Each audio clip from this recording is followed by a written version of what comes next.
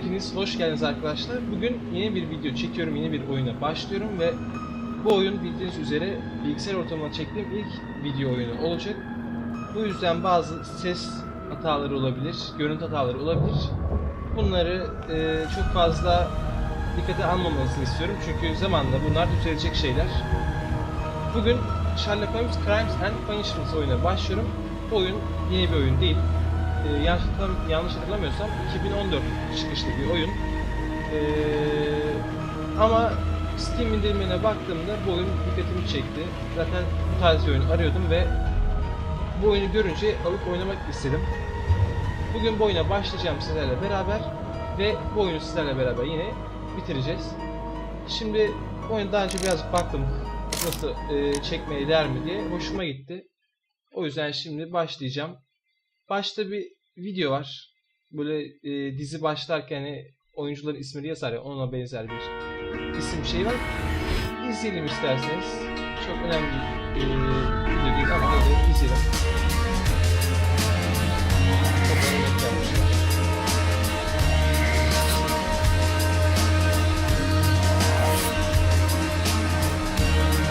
Videoda bazen susacağım alt yazılarda dağılmasın diye, çünkü alt yazılar çok önemli. Oyunu anlamak için. Bunun için bazen de susacağım. Sizin dikkatinizi almasın diye. Normalde susmak istemezdim ki daha fazla oyunu beraber yaşayalım diye, ama buralarda susmam lazım. Hem sizin için hem de benim için. İlk davamız Kara Peter'ın kaderi. Kara Peter'ın kaderi davamız. Neler var, neler yapacağız hep beraber şimdi sizlerle bunu göreceğiz. Ama Sherlock Holmes'u çoğunuz biliyorsunuzdur. Ben yine de bilmeyenler için anlatayım. Sherlock Holmes bir dedektif ve normal dedektiflerden farklı olarak çok iyi bir 6. his yeteneğine sahip diyebiliriz. İnsanları dinleyerek ya da yüzüne ya da vücudunun başka yerine bakarak tahminlerde bulunabiliyor. İnsanların özellikle anlayabiliyor ve çok dikkatli bir dedektif diyebiliriz. Gördüğünüz üzere birazcık da deli ya da çılgın karışımı bir şeyiz. Şimdi kendimize doğru yaklaşmaya çalışalım. Umarım bizi bulmadan geçeceğiz oraya.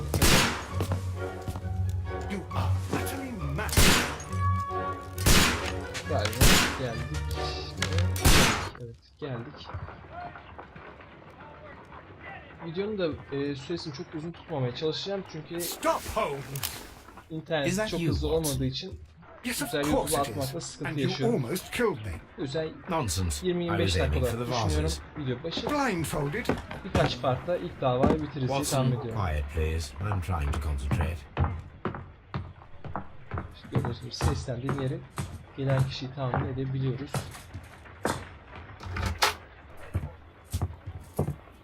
Ah, Lestrade. What is it this time? He can see me. Well, here it is, and it's a good one, Mr. Holmes. A gentleman by the name of Peter Carey, also known as Black Peter, has been murdered. A sailor, most probably. What happened here? Oh, Mr. Holmes, how could you? It's the only exercise I've had all week. Oyunda aynı zamanda davalar, kanıtlar ve benzeri şeyler bularak şüpheliler üzerinde hangisinin suçlu olduğunu bulmaya çalışırız ve bu konularda gerçekten çok fazla kafa yormamız gerekiyor. Bu yüzden bunu beraber yapmamız lazım. Eğer videoyu izlerseniz bana yorumlarda yardımcı olursanız çok sevinirim. Çünkü gerçekten Sherlock Holmes oyunları çok kafa yorucu oyunlar. Ancak hep beraber omuz omuza Peter Carey, born in 1845 and 50 years old. An ambitious sort, he achieved much success in seal and whale hunting around Scandinavia. Retired in 1884 with a small fortune. He invested his money in a property called Woodman's Lee, near Forest Row in Sussex. It was where he lived for 6 years and where he was found dead yesterday. Has the investigation already begun? Anladığımız kadarıyla bir cinayet soruşturması yapacağız. Olayımız bir cinayet. Give me half an hour to prepare, Inspector. Take your time and join me there. I have to go through the yard first. The merry men struck again. What have they done this time? They robbed a powder reserve. I'll meet you at Woodman's Lee, Mr. Holmes.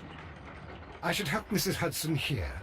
I also have several appointments that I must keep this afternoon. I shall go alone Biz then. yalnız başımıza kaldık olay yerine gidene kadar. Şimdi ben size yavaş yavaş oyunu da tanıtayım.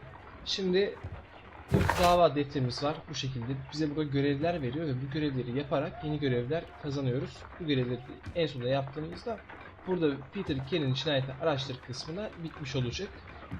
Burada haritamız var. Gidebileceğimiz yerler şu anda 2 tane. Baker Sokağı zaten evimiz. Bunun de olay mahalli olarak geçti. Burada deliller topluyoruz. Burada bazı belgeler, mektuplar olsun, not defteri olsun ya da kağıtlar olsun hepsini burada biriktireceğiz ve burada diyaloglarımız var. Konuşma diyalogları. Burada da karakter portreleri. Şu anki dava için 5 tane kişi var. Bu 5 kişiyle görüşeceğiz ve bu defteri dolduracağız. 5. kişiyle bittiğinde ilk davamız için herkesi bulmuş olacağız. Burada mesajlar var.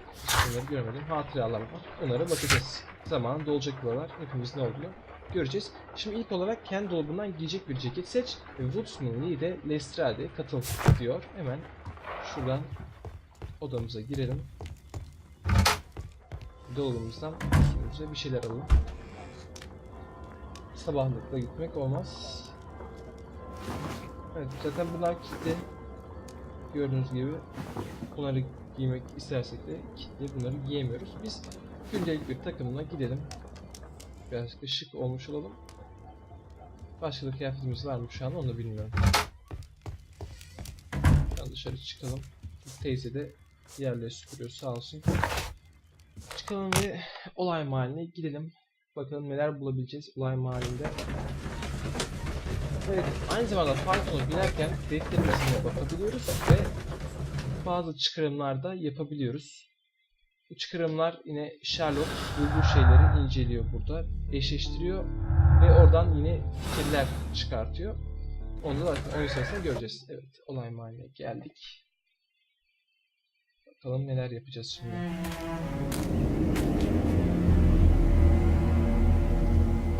Mr. Holmes, I'm over here. Come on. Bizi yukarıya çağırıyorlar. Yanlarına uğrayalım. Hangi dış var? Evet, buradan gidelim ve bir görüşelim bakalım bizi neden çağırdılar. Inspector Lestrade, when will you remove my husband's body? It's sacrilegious to leave him here like this. As soon as we can, Mrs. Carey, I assure you. Allow me to introduce you to Mr. Sherlock Holmes. He's a detective. No doubt you've heard of him.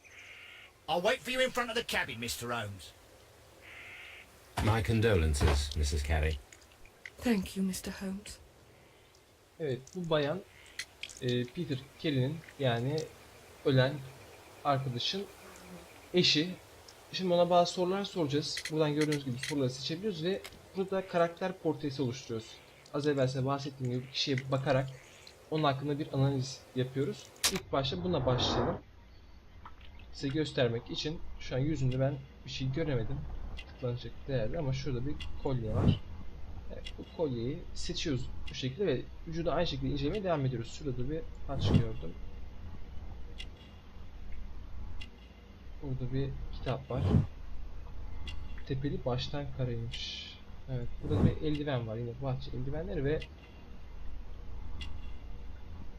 burada bir kuş evi var. Buradan gördüğünüz gibi karakter portresi tamamlandı diyor ve yeşil ışık yandı, demek ki doğru yaptık her şeyi. Şimdi soralım bakalım. İlk başta olağan dışı bir şey oldu mu diye soralım. Madam, can you tell me if you saw or heard anything unusual upon the night of the murder? At 2 o'clock in the morning, I heard a terrible scream. I thought nothing of it then. He would scream all the time when he was drunk. Evet, olağan dışı bir şey olmadığını bize söylüyor. Cinayette önceki akşam bir şeyler oldu mu, neler oldu? Can you please tell me what occurred on the evening of the Neler murder? biliyor teyzemiz? Well, Peter got drunk in the evening. He was in such a terrible temper. Usually whenever that happened, he'd stay all night drinking in his cabin before passing out. Dün gece abimiz içmiş birazcık. Bakalım acaba kendi kendine öldürme şansı var mı? Ne durumda? Cesedi zaten biraz sonra görürüz. Do you remember at what time you found your husband's body? In the morning, at around 7 o'clock. I noticed the cabin door was open, but I didn't go in to take a look, for I knew my husband would not have liked it. At around 10 o'clock I dared to glance in through the door and... oh dear. Evet. Bu çok önemli bir şey göremedim. Ziyaretçisi oldun peki diyor. Was your husband Onunla accustomed ilgili to bir şey receiving söyleyebilir visitors? mi bize? Oh no, I don't think so. I mean, he didn't really have many friends. Çok fazla He lived arkadaşı quite an yokmuş. isolated life here, after his retirement.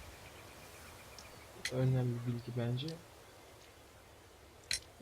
You have indeed Moral suffered a verelim. great loss, İzlemize Mrs. ve Carey. Nevertheless, I believe it will be less of a burden for Bakalım you neler soon. bulabiliriz. Yes, life with Peter was never easy, but he was still my husband. He was different, wasn't he, when you first met him upon your return from Plymouth? Yes, Mr. Holmes. Oh my goodness, but how do you know about that?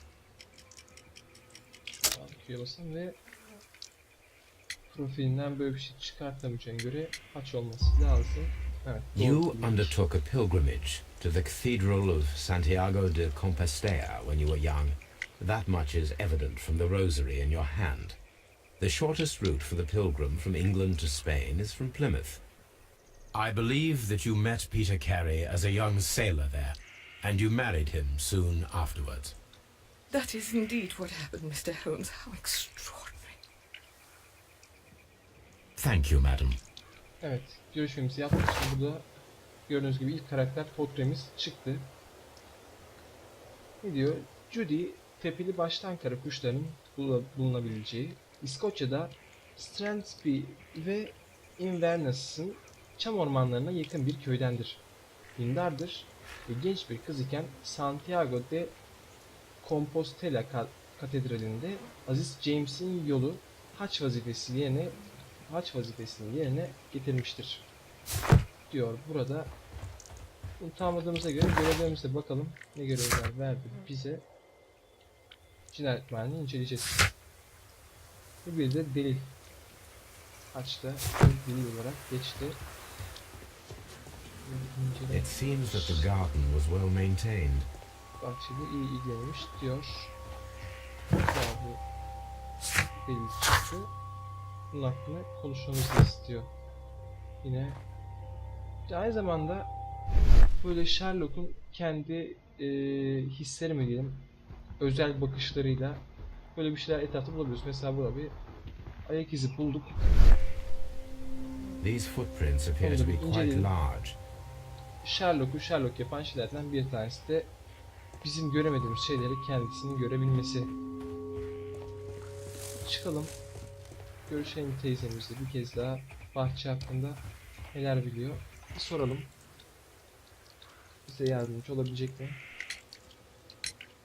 The garden is very large and well maintained. Do you employ someone to look after it? It is true, there is a lot of work, but my husband took care of it himself. Thank you, madam. İlgileniyormuş bahçeyle. Yalnız gerçekten çok güzel bir bahçe yapmış. Ben Farmville'de bile böyle bir bahçe yapamamıştım daha önce. Peter Carey's body is inside the cabin. We took care not to touch anything. Barakanın içindeymiş. Girelim bakalım barakaya. Barakada neler bulabileceğiz? The door is locked. Wait just a moment, Mr. Holmes, and I'll open it. I locked it yesterday to ensure that no one should enter the cabin and tamper with the evidence. Ah, good thinking. Hello, hello, hello. What is it, Lestrade? It seems to me that someone has tried to force it, Mr. Holmes. Let me see. Kapıyı biri zorlamış dediler. Kapıyı bir inceleyelim. Neler görebileceğiz? Evet, kapının kilidinde çizikler var. Gördüğünüz gibi sizin de. These scratches are inceleyelim. fresh. Bir laf vardır bilirsiniz hani. You're right. Katil her Someone zaman tried to force cinayet open the door. mahallinde geri döner I swear diye these bir laf scratches vardır. were not here Muhtemelen yine yesterday. Our katilimiz biri mysterious gelmeye visitor çalışmış came here olabilir. last night. Well, he's not the man for the job. This lock is not a difficult one.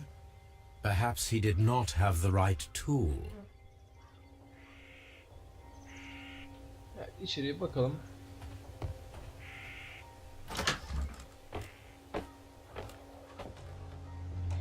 İçeride neler bulabileceğiz? Evet. Bir de What a terrible abimiz way to burada. die. Cesedi inceleyelim. Peter Carey was fully dressed. He was not caught by surprise. It is possible that he knew his murderer. Katili tanıyor olabilir diyor. Bu önemli bir şey. This man is in his Diğerlerine 50s, bakalım. yet he still looks quite strong. Kuvvetli gözüküyor. The weapon fully Göğsünü penetrated the tamamen body. delmiş. The force of the blow was immense. Gerçekten Peter Carey was güçlü olması impaled to the lazım. wall by a whaling harpoon. Şimdi olası şüpheliyle ilgili iki tane şey elde ettik diyebiliriz. Bunlardan bir tanesi muhtemelen tanıyor onu öldüren kişi ve ikinci olarak da bu kişi gerçekten kuvvetli olması lazım. Bakalım, bir denizci bıçağı bulduk. Abimiz zaten denizciydi. This blood is from the pool Muhtemelen underneath kendi the dead bıçağı body. olabilir bu. This wooden handle is plain and solid. Peter Carey tried to defend himself with this knife, but he did not succeed. Ve not defteri var. Not defterine bakalım neler bulabileceğiz. Şurada bir isim JHN yazıyor are galiba. probably the initials of the owner of this notebook. Sahibinin baş harfleri diyor. J, H ve N The harflerinden bir pattern isim. of the blood stain indicates that the notebook was not lying on the floor prior to the crime, but it was dropped into the pool of blood after the death of Peter Carey. Cinayetten önce yerde değilmiş, sonradan kan bilgisinin üstüne konmuş. Neden sonradan not defteri koysun kan bilgisinin üstüne? These abbreviations mean Onu da something, anlamak lazım. but what? Bu defteri alalım. Alalım defteri. Masaya da bakalım, masada bir şeyler bulabilecek miyiz? Someone drank Evet. from this glass recently. Dün zaten içmiş abimiz, hatırlarsınız. O bardaklar ve Rum, a içkisi. sailor's drink. It seemed that Captain Carey was enjoying a drink before he met his death. Şurada bir tütün kesesi var. The initials PC have been Evet. crudely burned. Deniz işi diyor ve P ve C muhtemelen Peter Carey abimizin kendisine ait.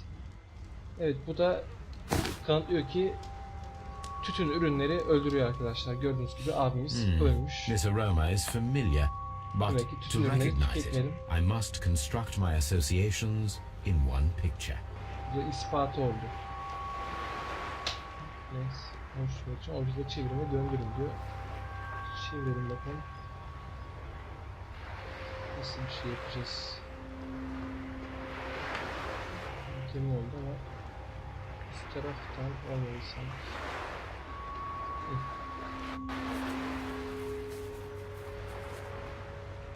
Şöyle koyup olmuyor.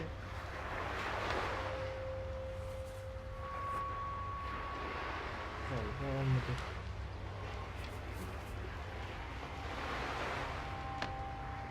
Evet. Şöyle yaparsam. Evet, şimdi oldu. Yes, this is a coarse Evet, tobacco, bu şekli quite çıkartarak strong, nasıl very anladım popular among bilmiyorum ama sailors. tütünün denizciler arasında kullanıldığını öğrendik. Masayı inceledik, yeşil yandı. Evet, şu rafa bakalım, rafta bir şeyler görebilecek miyiz? The Balina tooth dişi of a diyor. sperm whale, probably from one of Peter Carey's catches.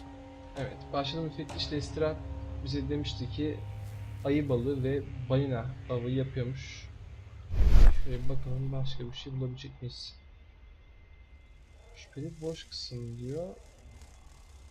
This place is not covered with dust, like the rest of the shelf. An object was taken from here. It was larger than a book, a box or a small chest, perhaps. Buradan bir kutu alınmış. Kutuyu da bulmamız lazım. The ship's logs of the Sea Unicorn for the years 1878 to 1884. Peter Carey was her captain.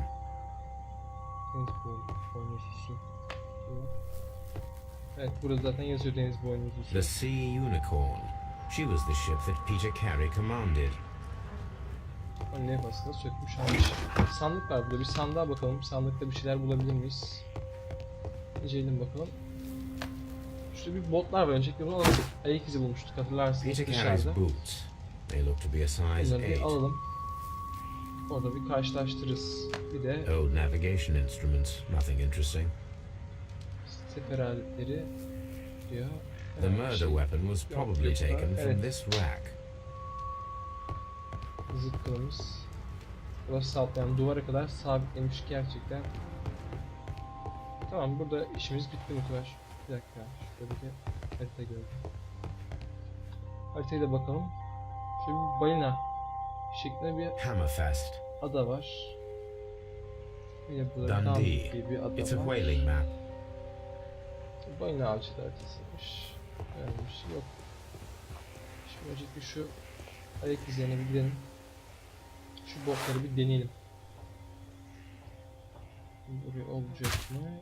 These boots don't match the footprints. Daha büyük bir ayağa ihtiyacımız var. Demek ki bu bizim abimizin ayak izleri değil. Çıkarımlarımız var. Çıkarımlarımızı şimdi bakalım. Evet, gördüğünüz gibi 4 tane burada fikir mi diyelim çıkarımımız var ve bunları uyumlu olanları birleştirerek fikir elde edeceğiz. Mesela not defteriyle sorula girme değmesi birbirine uydu gördüğünüz gibi ve bize bir görev verdi. Baskın düzenli diye tekrarlanmayacağını görmek için zora girme çalışması. Bu gece baskın düzenlenmeli diyor bize. Bu gece baskın düzenleyeceğiz. Ha! Someone was here yesterday. They attempted to force the door to gain entry. Baskın düzenlemeye karar verdik. Hemen Lestrade ile konuşalım bu konu hakkında. Kendisi ne diyecek, bize yardımcı olabilir Well, mi? Mr. Holmes, what do you think? I think that we are lucky And why is that? because of last night's attempted break-in. Oof, you've lost me. It is very probable that whoever came here hoped to find the door open. They tried to force it with a knife blade, but they failed. What will they do? Why, return tonight, when they will be better prepared. Aha! So what do you propose? We shall remain on the outside, near the window, where we stand the best chance of catching sight of our visitor.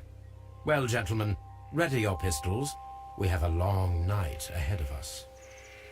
Evet, bu gece baskın düzenliyoruz. Hep beraber bakalım başka görevimiz var mı?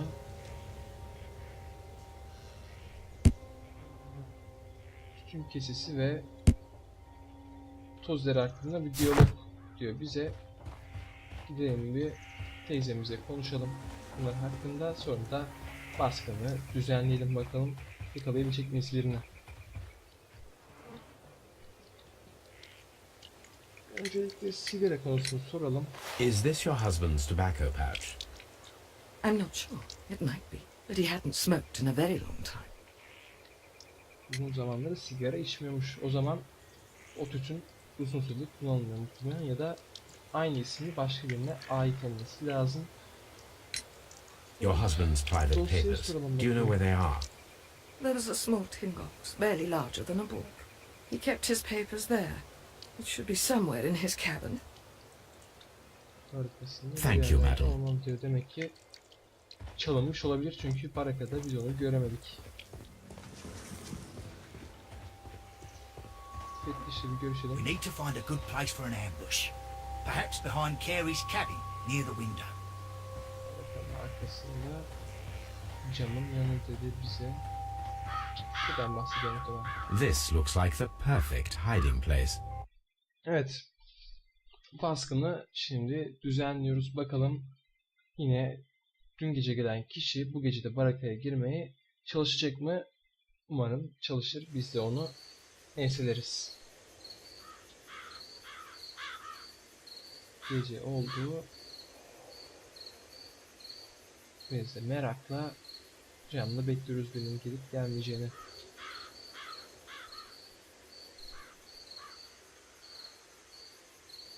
Bir ses. Ha, evet, bir anahtar sesi duydum. Shh! Did you hear that? Ve zorluyor şu anda. Bakıyor.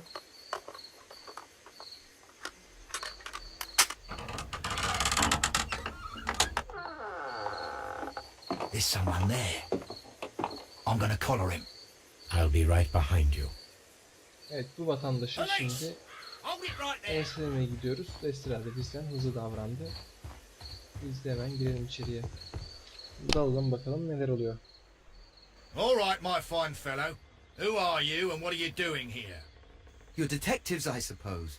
You imagine that I'm connected with the death of Captain Carey. I assure you I'm innocent. Innocent? And what are you doing in his cabin? Shall I tell you? You came to retrieve what you had lost after killing Peter Carey, but we were here waiting for you. What is your name? John Hopley Nelligan, but I didn't... Do you deny that you came here yesterday? No, but I... Defter onu olabilir Yes, mi acaba? it's just that I couldn't... I'm tired of this. Off we go to the yard. Tomorrow, I'll see that you're put in front of the judge. What? But you can't! I'm not... It's a terrible mistake! Enough. You can explain all of that to the judge. You're coming with me to the yard. But... In light of recent events, it seems evident that your coming here was unnecessary. All the same, I'm very grateful to you, Evet, Mr. daha önce Holmes. söylediğim gibi You are welcome, katil Inspector. daima olay But please mahallesine don't be döner too hard diyor. on our young fellow. Not I would like to muhtemelen question him onun tomorrow morning. bir de üzerine böyle bir kanıt olunca şu anda muhtemel katil zanlısı kendisi. Evet, çıkarımlarımızı açalım bakalım. Bir şeyler elde edebilmiş miyiz? Zorla girme denemeleri kayıp kutuyla alakası olabilir mi? Hayır, olamaz. Duvarın kullanılması da olamaz. O zaman başka bir şey göremedim ben burada olabilecek. O zaman tamam. Başka bir şey bulamadık. Biz de ofise vardık galiba. Evet. Göz ofisine vardık ama ben kaydı burada sonlandıracağım. Bir sonraki kayıtta direkt sorgudan başlayacağız. Hızlıca bir sorgumuzu yaparız. Ondan aldığımız bilgilerle araştırmaya devam ederiz. Bakalım başkalarını bulabilecek miyiz, yoksa direkt katil zanlısı olarak tespit edip hapse mi atacağız? Bir sonraki videoda görüşmek üzere. Hoşça kalın. Umarım beğenmişsinizdir. Beğendiyseniz bir beğenin videoyu, bir yorum yapın, bana yardım edin. Siz ne düşünüyorsunuz? Sizce katil zanlısı bu çocuk olabilir mi? Sizin de yardımlarınızı bekliyorum. Bir sonraki videoda görüşmek üzere. Hoşça kalın.